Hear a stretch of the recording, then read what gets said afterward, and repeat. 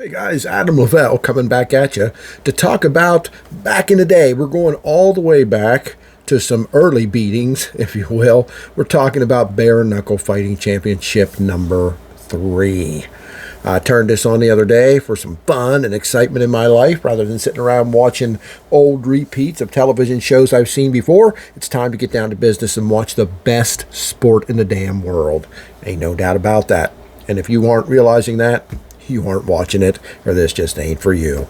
Bare Knuckle Fighting Championship number 3 kicked off with Abdel Velasquez taking on Sean West. Now, the interesting thing here is that Sean West was 5'11", and Abdel Velasquez was only 5'5". That's a significant difference, of course, obviously, right? You can see that. You can tell that. You can do math, at least, with your fingers, I hope. But no, that doesn't automatically mean that the taller man's going to win. Sean West is going to go in here and dominate. But one thing a taller man with skill and talent should be able to do is keep the shorter man at bay. You know, you should be able to back off and make the short man have to come in and under and up, if you will. You're going to have to go around his defense. He's going to have to bob and weave. He's going to have to get in there. And as he comes in, the taller man, skilled enough, can come down with him. You can get some overhands on him, can get some uppercuts on him as he comes down and tries to come up. You could really lay him out. You could put a beating on him. Sean West wasn't prepared for Abdel Velasquez because this little guy, this sucker, and I don't say that in any insulting way, hell of a fighter, man. Hell of a fighter.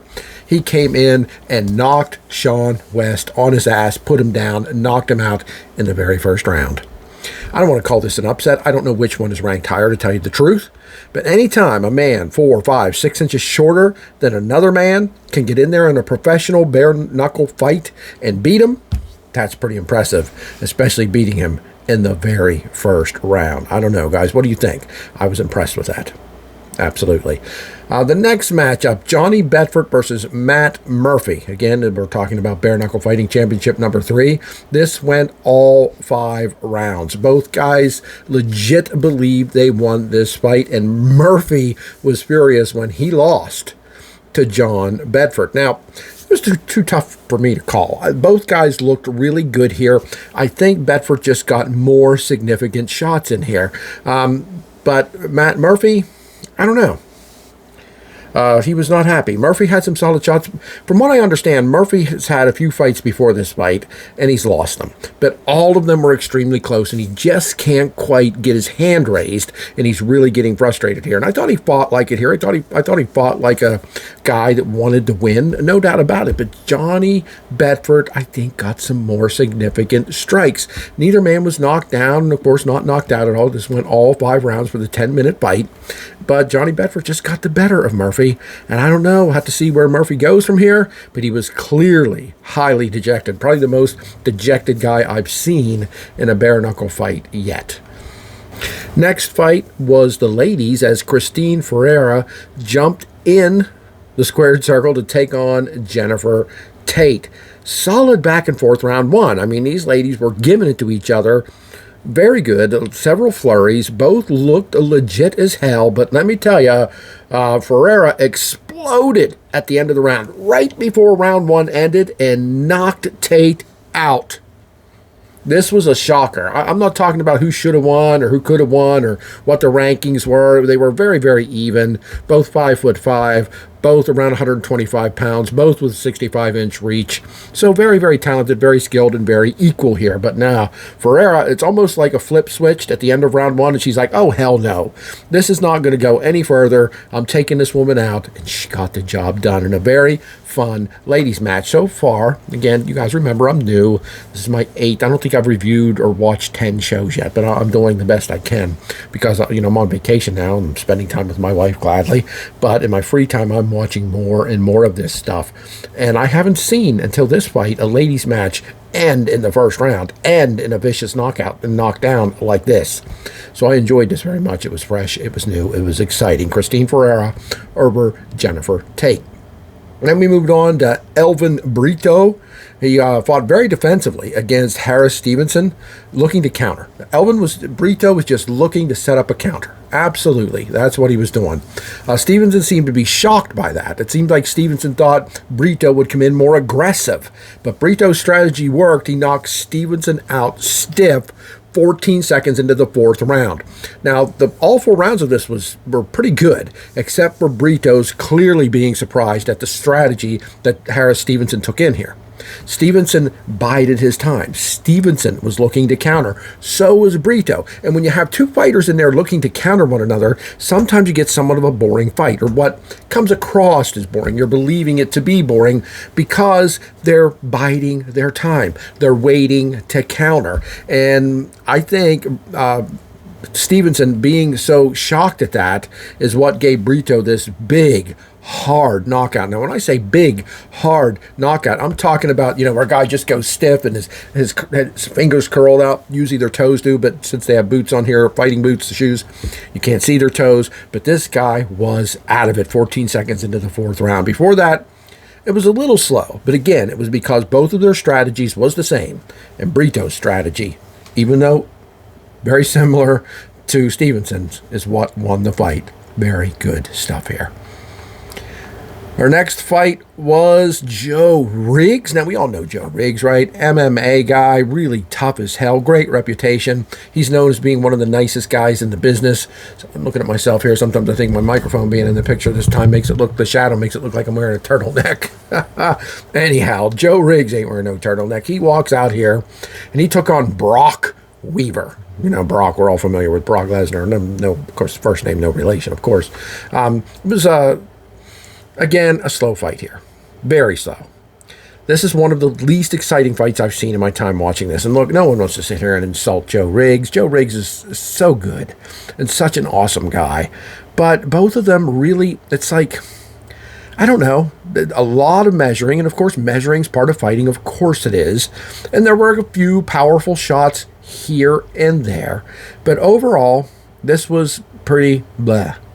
Again, not bad, because neither one of these fighters, especially Riggs, are a bad fighter. Not at all. And Brock Weaver isn't a bad fighter. This was not a bad fight. It's so hard to talk about a fight that you didn't really like when you love this stuff as much as I love it. Okay? I am enamored with this. So when I see a fight like this, I don't want to insult the fighters. I don't want to insult the companies. I enjoyed this fight for what it was. And you're going to hear me say that once in a while. I enjoyed this for what it was. Meaning I didn't dislike it. I just wish it would have been a little bit more action-packed. I wish it would have been a little bit more exciting, but it wasn't. It went all 5 rounds, and Joe Riggs gets the win. I think it could have gone either way, to tell you the God's honest truth, but Riggs wins by unanimous decision in the most boring fight of the night. Just being honest and true. Next, we had Marcel Stamps go in there against Kendall Grove. Kendall Grove, very well known in the fight world, very experienced, pretty much a winner everywhere he's gone and everywhere he's fought. But this was very solid. This went back and forth.